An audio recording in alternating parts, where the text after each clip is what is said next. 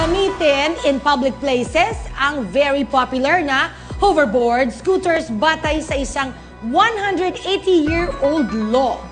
Sa Germany ho iyan. Sa Germany, bawal yan. Bawal sa Germany yan. Bakit daw? Basta bawal yan doon.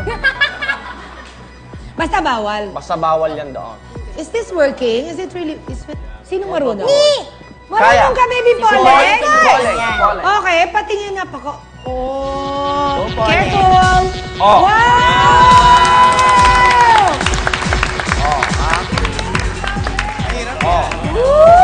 Christian, hindi ka marunong?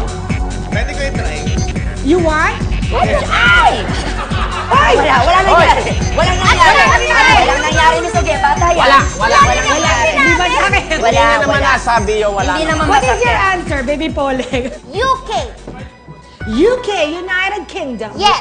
Because Oh. one time, merong isang batang nagsuscooter. Tapos? Tapos nadaanan niya yung paa ni Queen. Ay!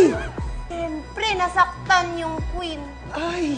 Siyempre, hindi siya mukhang nagpa-apekto. Mabait siya eh. Pero siyempre, deep inside, nasaktan yon. Tapos pinagawa niya yung law na yan. United Kingdom. Yes. Okay.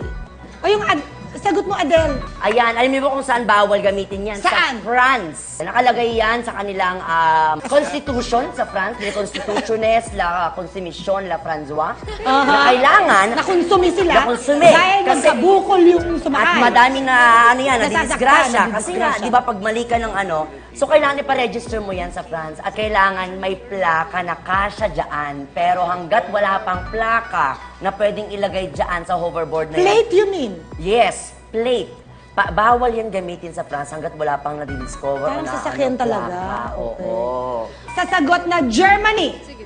Sabi ni Pekto, Germany daw. Is it a fact or a bluff?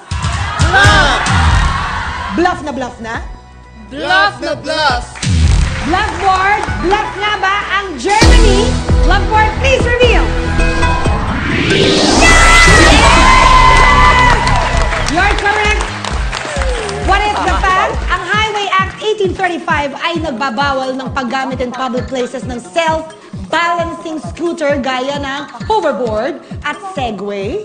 Ang batas na ito ay in effect for 180 years sa bansang United Kingdom. Okay.